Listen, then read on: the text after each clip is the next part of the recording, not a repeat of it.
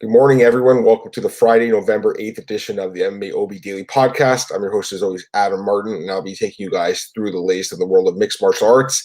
Happy Friday, everyone. We made it to the end of the week, so I hope you guys all had a good week, and you're going to have an amazing weekend. We have some really good fights coming up tonight. We got Bellator 233. Tomorrow we have UFC Moscow. Got to note that card is tomorrow morning Eastern time, 11 a.m. Eastern time, if I'm not mistaken, 11:30, something like that. So definitely make sure to get up early for that card if you are on the East Coast like myself. Bellator tonight is, I think, at the regular time, like 9 o'clock or whatever. So definitely check out those cards. Should be good. Myself and Cole Sheldon, we did our full breakdown podcast for UFC Moscow on Tuesday. Go back and check that show if you didn't watch it already. All right, so for today's show, I got a couple pieces of news to get to. One fight announcement, and I'll preview Bellator 233. Now that the odds are out, we actually have odds for this card, so I'll get right into that right now. Bellator 233 takes place tonight, Thackerville, Oklahoma, Windstar Resort Casino. Should be a decent card. There's a few good fights on here for sure. I did talk about this a little bit with Cole on Tuesday, but we didn't have odds at that point, so my thoughts don't change too much from what I kind of gave out the other day, but they do a little bit. So let's go right into these fights. Main event of the evening is a middleweight, but I like this fight. John Salter against Costello Vanstinas. Very good fight. The odds opened actually at nearly a pick'em. John Salter minus 125, Vanstinas minus 115. As of Friday morning at about 10:30 right now, we have John Salter at minus 160 and Costello Vanstinas at plus 140. So interesting fight, interesting odds. I think this is a super close fight. I think it's basically a pick'em. I think the odds makers got it right. I personally do lean towards Vanstinas. I think he has a good chance here as an underdog. Good fight, great fight, two good fighters. John Salter is on a nice little roll here. He did lose to Rafael Lima Jr. 2 fights ago, but before that, he won 6 straight fights.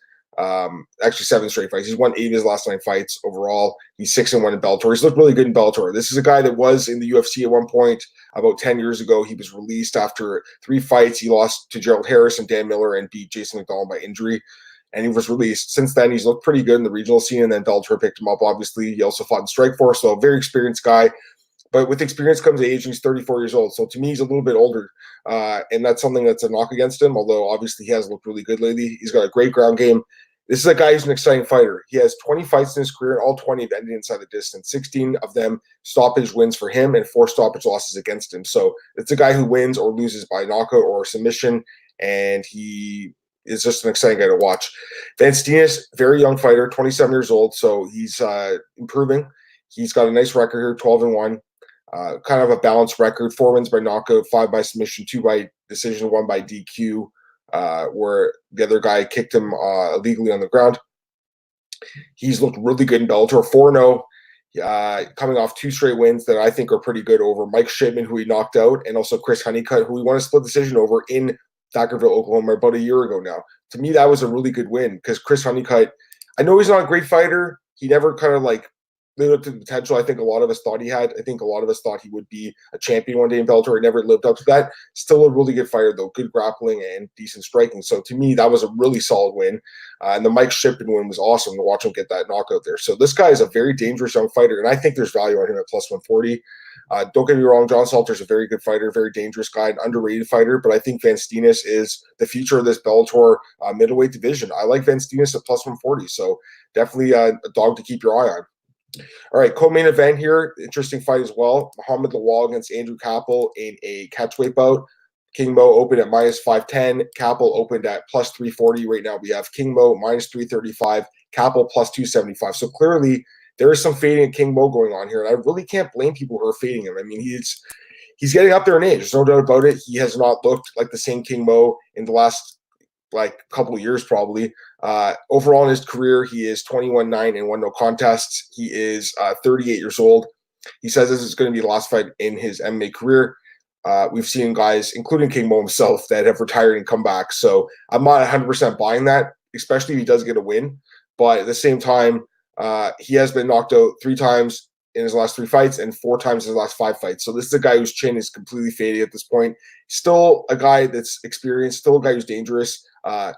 21-9 and 1 no contest record, like I said, 13 wins by knockout, 8 by decision. But the problem, of course, is that 6 knockout losses. That scares the hell out of me against pretty much anyone with power. I don't know if this guy Capel has the power to knock him out, though. He's not really a knockout artist. He does have a decent record, 14-6. He's 34 years old, so he's a little bit older. Trains at Minnesota Martial Arts Academy, so with those guys up there, some decent guys he's training with. But this is a big step up. The only guy he's fought in his career that's like a notable name is Anthony Smith. He fought him in 2014, and he lost it. He lost to him. Tapology actually doesn't have the method of finish, but I'm assuming he got finished in that fight. He has won his last 4 straight fights, but again, look at the guys he's beaten. I don't know who these guys are. Tyler Hafangel, Kevin Nowajic, Maurice Jackson, Adam Stroop. I don't know who those guys are. I'm sure you guys don't either. The regional circuit guys. So this is not a guy that has a ton of high-level experience. At the same time, though, King Mo's chin is just not there anymore. If he gets punched in the chin hard by Capel, he could get put out. I can't blame people for taking a shot on Capel here as a dog. The odds open a little bit too high, in my opinion. I still have to go with King Mo, though. I just think the wrestling is going to be the difference here and the experience. So give me King Mo to win the decision. I think he does grind it out, gets a win, and what he says is going to be his last MMA fight. But, it's a fight that I personally wouldn't bet on unless the odds dropped even more in King Mo's favor, because right now you're laying quite a bit of juice on a guy whose chin just doesn't hold up very well. And it's like kind of a tough one here against Capel, who, even though he's not experienced, he's kind of a wild card because he does have a decent record and he's on a nice little win streak here. So kind of stay away, I think, from this one.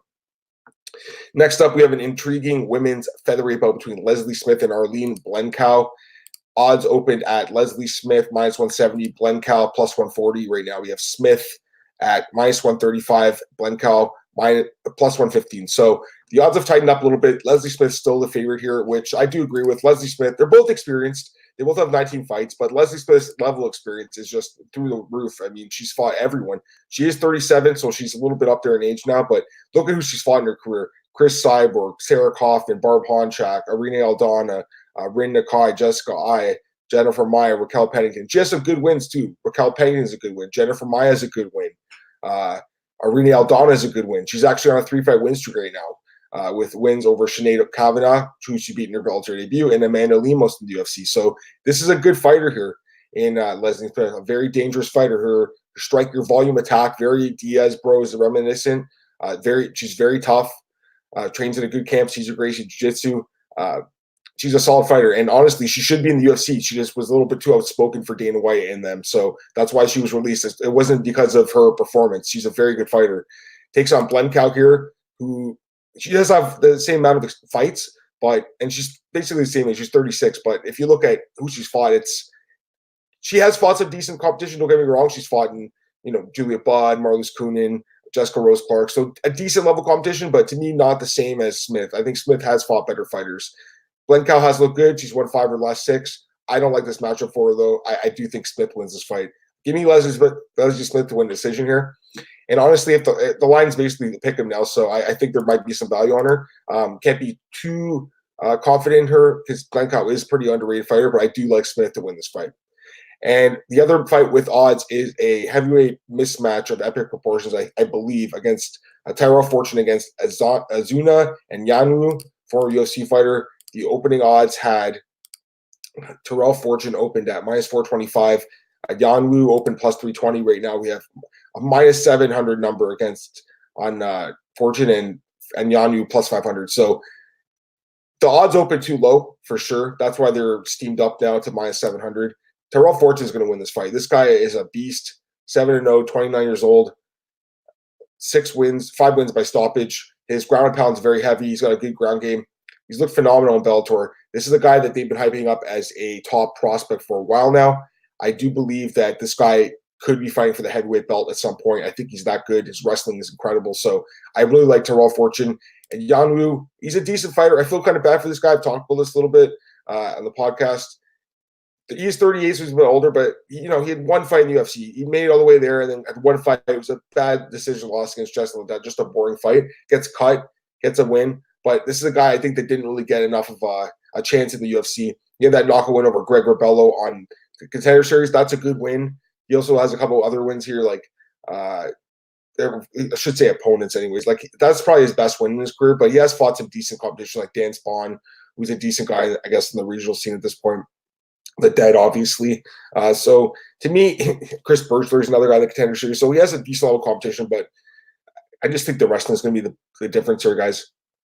Terrell Fortune should win this fight. I'd be surprised if he lost. So the problem is obviously the odds, minus 700, but he's going to win this fight. Maybe you could, look at possibly parlaying him with someone from the Moscow card. I don't recommend betting on minus 700 favorites normally. I just think this is a blowout and he's going to win really easily. So this should be an easy win for Fortune, in my opinion. But yeah, I do like Vestinas a little bit as a dog. I lean towards Lawal. I don't love him there, but I do lean towards him. Smith, I lean towards a little bit. And Fortune, those are my picks on the main card. I don't think we're going to have odds for the prelims, the cards tonight, so it's possible they could drop, but I doubt it. All right, a couple other things here. UFC Moscows are all good, so everyone may wait for that card. Looking forward to that card. Obviously, tomorrow is going to be a fun one. Lots of really close fights on that card. Just looking at the matchups on best fight odds. We have a lot of the pick-em type of fights. There are some fights that have higher numbers attached to them, but a lot of close fights in the minus 100 ranges. So very, very good card. I'm looking forward to it personally. I know some people are saying it's not a great card, but to me, like, there's some very intriguing matchups. It's like kind of like an ACB-ish card. I think it should be pretty fun. A lot of people are, I think, going on Calvin Kattar here in the main event I've seen on social media, and I can't blame them. I think the odds are a little bit off in that one. Same with the Greg Hardy fight, but at the same time, the favorites are favored for a reason. So go and check out the podcast on Tuesday. Me and Cole Shelton broke down the fights and gave our picks. I did pick a few dogs on this card. All right, a couple other things here. Curtis Millender, he has signed with Bellator. Cole at BJ Penn broke that story, so that's a great sign by Bellator. I think as expected, Millender is a guy that I think will fit in really well in their welterweight division. It's actually his third stint in Bellator. So he's a guy that was there for a while. He left.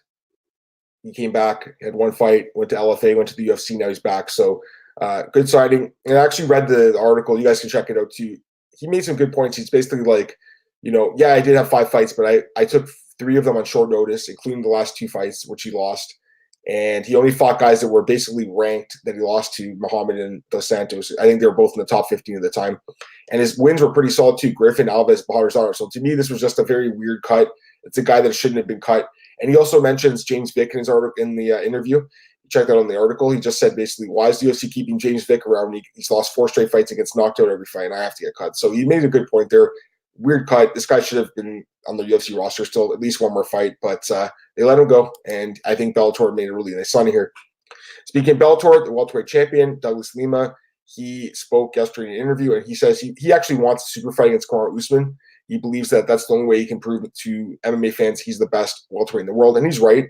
I think a lot of people believe that the guys in the UFC are better, and for good reason. I mean, Usman's an incredible fighter, and if they matched up, he probably would be a pretty big favorite there. But Douglas Lima is dangerous as hell, and I think people that watch this podcast, people that really watch MMA, hardcore fans, we know how good Douglas Lima is. We know how good he's been for a while. The win over McDonald showed that he is one of the best welterweights in the world right now. So I think that'd be a very competitive fight. I think Lima, with his striking skills and his wrestling skills, to be quite frank, would match up really well with Usman. But obviously, Dana White will never co-pro with Bellator, so we won't see that fight. I just think it'd be a good one if it ever happened. But he did say that his goal right now is to potentially move up to middleweight and fight Gegard Mousasi. That's a fight he likes. And that's a very, very interesting fight. I posted the article. I think people do believe Mousasi still would win that fight just because of the size. And I can understand that. Mousasi's a guy who's fought at light heavyweight a lot of his career. But I think Douglas Lima at this point of his career matches up well with Mousasi. I truly believe that. I think that with the striking skills of Lima, he could match up well with Mousasi striking. And the ground game, I think, might actually be favored as far as the wrestling goes in Lima's favor. The size obviously would be in Mousasi's favor, but Lima's not a small guy either. So to me, that's a fight that could happen. I think Mousasi's probably going to be fighting Rafael Lovato Jr. next in the rematch. But potentially, maybe down the road, we could see a super fight between Lima moving up to middleweight and fighting Mousasi if he wins back that belt. Speaking of middleweights, Darren Till yesterday called out Yoel Romero, and everyone was excited. He posted a picture of his Instagram of a scary-looking Romero, and he's like, I want to fight this guy. And then today, it was like one of the funniest things I've ever seen. He posted something on his Instagram basically saying, when you wake up, it's like a meme. And he's like, when you wake up and realize you call it Yoel Romero, post a little like a beer glass next to it, a little beer emoji. I thought that was hilarious. So, Darren Till is quickly making himself back into the good graces of MMA fans after kind of flaming out welterweight. The fight with Gastelum was not a very good fight, but he still got the win there. The win over Gastelum puts him in the top 5 at middleweight. And he could fight Romero next, but I feel like maybe they'll give him someone like I mean, Cannonier's dangerous as hell too, but maybe someone like Hermanson or something like that. I don't know. We'll see what happens. There's definitely a few guys there that want to fight with Darren Till. Robert Whitaker is another guy, so he's in a good spot, I believe, as far as that goes. Walt Harris's daughter, Anita Blanchard, she's still missing. Really unfortunate news here, but they have made an arrest. Suspect has been arrested. Go and check out bjpen.com. We have the story about that. Hopefully that this guy's able to lead them to Walt Harris's daughter. Prayers from the MMA community obviously have gone a long way, and hopefully they can find this person and his daughter, because apparently he's another suspect. I shouldn't mention that. Last thing here, fight announcement, just one.